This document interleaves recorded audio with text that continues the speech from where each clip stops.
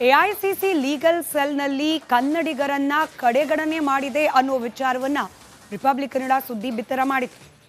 ವಿಚಾರಕ್ಕೆ ಸಂಬಂಧಪಟ್ಟಂತೆ ಇದೀಗ ಕಾಂಗ್ರೆಸ್ನಲ್ಲೇ ಸಹಮತ ವ್ಯಕ್ತವಾಗ್ತಾ ಇದೆ. ಕನ್ನಡಿಗರಿಗೆ ಅವಕಾಶ ನೀಡಲಾಗಿಲ್ಲ ಅನ್ನೋದು ಮೇಲ್ನೋಟಕ್ಕೇನೆ ಗೊತ್ತಾಗ್ತಾ ಇದೆ ಅನ್ನೋದನ್ನ ಖುದ್ದು ಕಾಂಗ್ರೆಸ್ನ ನಾಯಕರೇ ಒಪ್ಪಿಕೊಳ್ತಾ ಇದ್ದಾರೆ. ಮೇಲ್ನೋಟಕ್ಕೆ ಕನ್ನಡಿಗರ ಕಡೆಗಣನೆ ಕಾಣಿಸ್ತಾ ಇದೆ ಅಂತ ಕೆಪಿಸಿಸಿ ಕಾನೂನು ಘಟಕದ ಅಧ್ಯಕ್ಷ ಸಿಎಂ ಧನಂಜಯ್ ಹೇಳಿಕೆ ನೀಡಿದ್ದಾರೆ. ಪಟ್ಟಿಯಲ್ಲಿ ಒಂದಿಬ್ಬರಾದ್ರೂ ಕನ್ನಡಿಗರ ಹೆಸರು ಇರಬೇಕಾಗಿತ್ತು, ಇದೇ ಅನ್ನೋ ರೀತಿಯಲ್ಲಿ ಕಾಣ್ತಾ ಇದೆ. ಇಷ್ಟು ಹೆಸರು ಕನ್ನಡಿಗರದ್ದೇ ಇರಬೇಕು. ಸಿದ್ದರಾಮಯ್ಯನವರನ್ನ ಭೇಟಿ ಮಾಡಿ ಈ ವಿಚಾರವನ್ನು ಅವ್ರ ಗಮನಕ್ಕೆ ತರ್ತೇನೆ, ಕನ್ನಡಿಗರಿಗೆ ಆದ್ಯತೆ ನೀಡಬೇಕು ಅಂತ ಹೇಳಿ ಮನವಿ ಮಾಡ್ತೇನೆ. ನಾವು ಕೂಡ ಕನ್ನಡಿಗರ ಒಂದು ಪಟ್ಟಿಯನ್ನ ಮುಖ್ಯಮಂತ್ರಿಗಳಿಗೆ ನೀಡ್ತೇವೆ, ಸುಪ್ರೀಂ ಕೋರ್ಟ್ನಲ್ಲಿ ಪ್ರಾಕ್ಟೀಸ್ ಮಾಡ್ತಿರೋರ ಹೆಸರನ್ನ ನೀಡ್ತೇವೆ ಅಂತ ಹೇಳಿ ಕೆಪಿಸಿಸಿ ಕಾನೂನು ಘಟಕದ ಅಧ್ಯಕ್ಷ ಸಿಎಂ ಧನಂಜಯ್ ಹೇಳಿಕೆ ನೀಡಿದ್ದಾರೆ. ಕರ್ನಾಟಕ ಸರ್ಕಾರದ ಸುಪ್ರೀಂ ಕೋರ್ಟ್ನಲ್ಲಿರ್ತಕ್ಕಂಥ ವ್ಯಾಜ್ಯಗಳನ್ನು ನೋಡೋಕೆ ಅಡ್ವೊಕೇಟ್ ಜನರಲ್ಗಳನ್ನು ನೇಮಕ ಮಾಡೋದು ಸಹಜ ಸಾಮಾನ್ಯ. ಅದರಲ್ಲೂ ಕನ್ನಡಿಗರಿಗೆ ಮನೆ ಹಾಕ್ತಕ್ಕಂಥ ಪ್ರವೃತ್ತಿಯನ್ನು ಹಿಂದಿನ ಸರ್ಕಾರಗಳು ಬೆಳೆಸ್ಕೊಂಡ್ಬಂದಿದ್ವು. ಆದರೆ ಈಗಿನ ಸರ್ಕಾರದಲ್ಲಿ ಅಂದರೆ ಸಿದ್ದರಾಮಯ್ಯ ನೇತೃತ್ವದ ಸರ್ಕಾರದಲ್ಲಿ ಬಹುತೇಕ ಉತ್ತರ ಭಾರತೀಯರಿಗೆ ಮನೆ ಹಾಕಿ ಕನ್ನಡಿಗರಿಗೆ ಒಂದಷ್ಟು ಹಿನ್ನಡೆ ಆಗಿರ್ತಕ್ಕಂಥದ್ದು ಮೇಲ್ನೋಟಕ್ಕೆ ಕಂಡು ಬಂದಿರತಕ್ಕಂಥದ್ದು. ಈ ಬಗ್ಗೆ ಮಾತನಾಡೋಕ್ಕೆ ಕೆಪಿಸಿಸಿ ಕಾನೂನು ಘಟಕದ ಅಧ್ಯಕ್ಷರಾದಂಥ ಸಿಎಂ ಧನಂಜಯ್ ಅವರಿದ್ದಾರೆ. ಅವ್ರನ್ನ ಮಾತನಾಡ್ಸೋಣ. ಸರ್, ನೀವು ಕೂಡ ಈ ಪಟ್ಟಿ ನೋಡಿದಿರಿ. ಬಹಳ ಪ್ರಮುಖವಾಗಿ ಕನ್ನಡಿಗರಿಗೆ ಒಂದಷ್ಟು ಹಿನ್ನಡೆ ಆಗಿರ್ತಕ್ಕಂಥದ್ದು, ಕನ್ನಡಿಗರಿಗೆ ಸಿಗಬೇಕಾದಂಥ ಹುದ್ದೆಗಳು ಉತ್ತರ ಭಾರತೀಯರಿಗೆ ದೊರಕಿರ್ತಕ್ಕಂಥದ್ದು, ಇದು ನಿಮ್ಮ ಗಮನಕ್ಕಿದೆಯಾ? ಕನ್ನಡಿಗರು ಅಂದರೆ ನಮ್ಮ ನಿಶಾಂತ್ ಪಾಟೀಲ್ ಅವರಿದ್ದಾರೆ, ಚಿದಾನಂದ ಅವರಿದ್ದಾರೆ, ಇವರೆಲ್ಲ ಫ್ರಮ್ ಕರ್ನಾಟಕನೇ. ಬಟ್ ಅಲ್ಲಿ ಯಾರು ಪ್ರಾಕ್ಟೀಸ್ ಮಾಡ್ತಾರೆ, ಸುಪ್ರೀಂ ಕೋರ್ಟಲ್ಲಿ ಯಾರು ಪ್ರಾಕ್ಟೀಸ್ ಮಾಡ್ತಾ ಇದ್ದಾರೆ ಅವ್ರಿಗೆ ಸ್ವಲ್ಪ ಮಾನ್ಯತೆ ಕೊಟ್ಟಿದ್ದಾರೆ. ನಿಮ್ಮ ಇದ್ರ ಪ್ರಕಾರ ಸ್ವಲ್ಪ ಜನಕ್ಕೆ ನಮ್ಮ ಕನ್ನಡಿಗರ ಡೆಫಿನೆಟ್ಲಿ ನಿರೀಕ್ಷಣೆ ಮಾಡಿಲ್ಲ. ಇದರೊಳಗೆ ಒಂದು 3-4 ಜನ ನಮ್ಮ ಕನ್ನಡಿಗರು ಇದ್ದವ್ರದ್ದು. ಇವಾಗ ಎಕ್ಸಾಂಪಲ್ ನಾನು ಹೇಳಿದೆ, ನಿಶಾಂತ್ ಪಾಟೀಲ್ ಅವರಿದ್ದಾರೆ, ಚಿದಾನಂದ ಅವರೆಲ್ಲ ಫ್ರಮ್ ಕರ್ನಾಟಕನೇ. ಇನ್ನೂ 2-3 ಹೆಸರುಗಳು ಅದನ್ನು ಸರಿಯಾಗಿ ನೋಡಿದ್ರೆ ನಾನು ಹೇಳ್ತೀನಿ. ಬಟ್ ಆದ್ರೂ ನಿಮ್ಮ ಅಸಮಾಧಾನ ಏನು ಅಂಥದ್ದೇನು ಇದ್ದರೆ ನನ್ನ ಗಮನಕ್ಕೆ ಇದುವರೆಗೂ ವಕೀಲರು ಯಾರೂ ನನ್ನ ಗಮನಕ್ಕೆ ತಂದಿಲ್ಲ.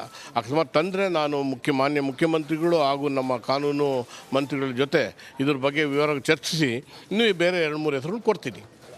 ನಮ್ಮ ಅಸಮಾಧಾನ ಅನ್ನೋಕ್ಕಿಂತ ಸರ್, ಕನ್ನಡಿಗರಿಗೆ ಆದ್ಯತೆ ಕೊಡಬೇಕಿತ್ತು.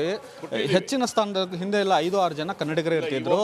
ಆದರೆ ಯಾಕೆ ಕಡಿಮೆ ಆಗಿದೆ ಅನ್ನುವಂಥದ್ದು ಇದನ್ನು ಸಿ ಎಂ ಅವ್ರನ್ನ ಭೇಟಿ ಮಾಡಿ ಇದನ್ನು ಗಮನಕ್ಕೆ ತರ್ತೀನಿ.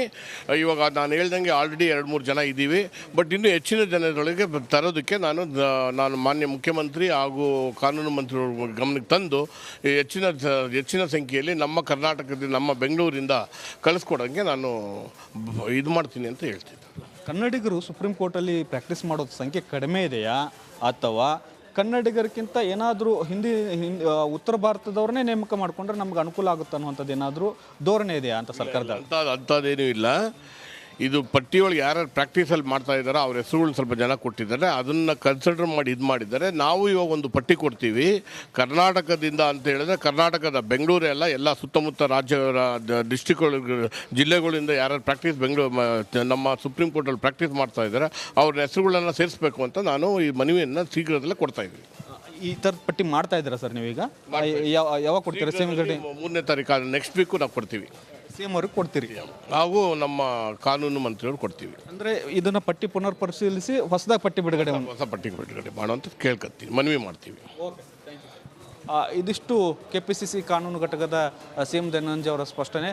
ಸುಪ್ರೀಂ ಕೋರ್ಟ್ನಲ್ಲಿ ಯಾರೆಲ್ಲ ಕನ್ನಡಿಗರು ಪ್ರಾಕ್ಟೀಸ್ ಮಾಡ್ತಾ ಇದ್ದಾರೆ ಅವರಿಗೆ ಆದ್ಯತೆ ನೀಡಬೇಕು ಅನ್ನುವಂಥ ಲೆಕ್ಕಾಚಾರದಲ್ಲಿ ನಾವು ಸಿದ್ದರಾಮಯ್ಯ ಅವರಿಗೆ ಒಂದಷ್ಟು ಮನವಿ ಮಾಡ್ಕೊಳ್ತೇವೆ. ಈಗಾಗಿರ್ತಕ್ಕಂಥ ಅನ್ಯಾಯವನ್ನು ಅದನ್ನು ಬಿಡೋದಕ್ಕೆ ಸಿಎಂ ಅವರಿಗೆ ಮನವಿ ಮಾಡಿಕೊಳ್ತೇವೆ ಅನ್ನುವಂಥ ಒಂದಷ್ಟು ಮಾತನ್ನು ಹೇಳ್ತಾ ಇದ್ದಾರೆ. ಕ್ಯಾಮ್ರಾಮನ್ ಮಂಜುನಾಥ್ ಜೊತೆ Basavaraj Chandramatha, Republic Kannada, Bengaluru. AICC legal ಸೆಲ್ನಲ್ಲಿ ಕನ್ನಡಿಗರನ್ನ ಕಡೆಗಣನೆ ಮಾಡಿದೆ ಅನ್ನೋ ವಿಚಾರವನ್ನ ರಿಪಬ್ಲಿಕ್ ಕನ್ನಡ ಸುದ್ದಿ ಬಿತ್ತರ ಮಾಡಿತು. ವಿಚಾರಕ್ಕೆ ಸಂಬಂಧಪಟ್ಟಂತೆ ಇದೀಗ ಕಾಂಗ್ರೆಸ್ನಲ್ಲೇ ಸಹಮತ ವ್ಯಕ್ತವಾಗ್ತಾ ಇದೆ.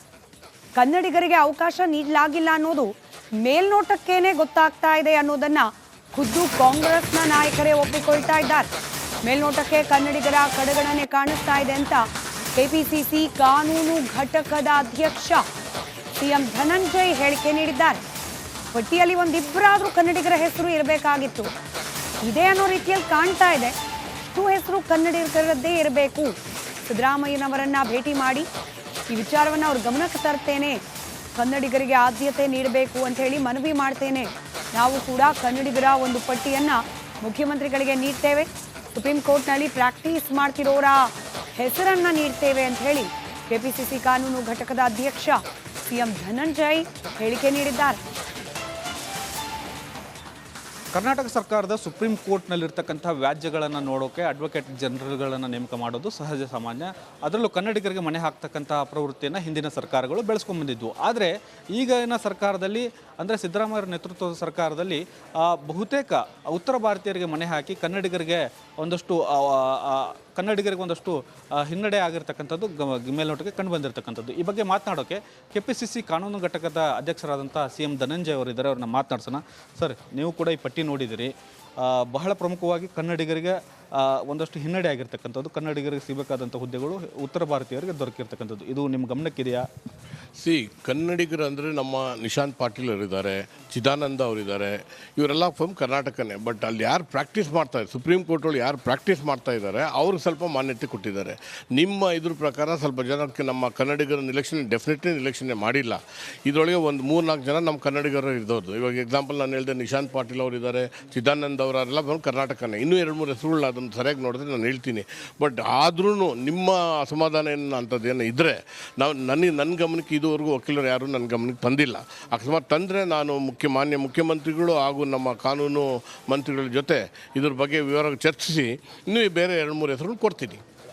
ನಮ್ಮ ಅಸಮಾಧಾನ ಅನ್ನೋಕ್ಕಿಂತ ಸರ್, ಕನ್ನಡಿಗರಿಗೆ ಆದ್ಯತೆ ಕೊಡಬೇಕಿತ್ತು. ಹೆಚ್ಚಿನ ಸ್ಥಾನದ ಹಿಂದೆ ಎಲ್ಲ 5-6 ಜನ ಕನ್ನಡಿಗರೇ ಇರ್ತಿದ್ರು.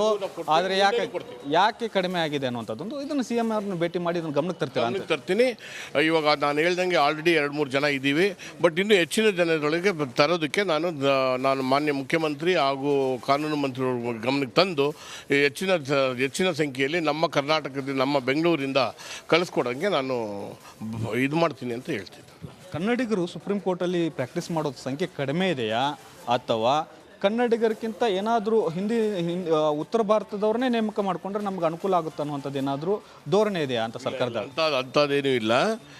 ಇದು ಪಟ್ಟಿಯೊಳಗೆ ಯಾರ್ಯಾರು ಪ್ರಾಕ್ಟೀಸಲ್ಲಿ ಮಾಡ್ತಾ ಇದ್ದಾರೋ ಅವ್ರ ಹೆಸರುಗಳನ್ನ ಸ್ವಲ್ಪ ಜನ ಕೊಟ್ಟಿದ್ದಾರೆ. ಅದನ್ನು ಕನ್ಸಿಡರ್ ಮಾಡಿ ಇದು ಮಾಡಿದ್ದಾರೆ. ನಾವು ಇವಾಗ ಒಂದು ಪಟ್ಟಿ ಕೊಡ್ತೀವಿ ಕರ್ನಾಟಕದಿಂದ ಅಂತ ಹೇಳಿದ್ರೆ, ಕರ್ನಾಟಕದ ಬೆಂಗಳೂರು ಎಲ್ಲ ಸುತ್ತಮುತ್ತ ರಾಜ್ಯಗಳ ಜಿಲ್ಲೆಗಳಿಂದ ಯಾರ್ಯಾರು ಪ್ರಾಕ್ಟೀಸ್ ನಮ್ಮ ಸುಪ್ರೀಂ ಕೋರ್ಟಲ್ಲಿ ಪ್ರಾಕ್ಟೀಸ್ ಮಾಡ್ತಾ ಇದ್ದಾರೆ ಅವ್ರ ಹೆಸರುಗಳನ್ನು ಸೇರಿಸಬೇಕು ಅಂತ ನಾನು ಈ ಮನವಿಯನ್ನು ಶೀಘ್ರದಲ್ಲೇ ಕೊಡ್ತಾ ಇದ್ದೀನಿ.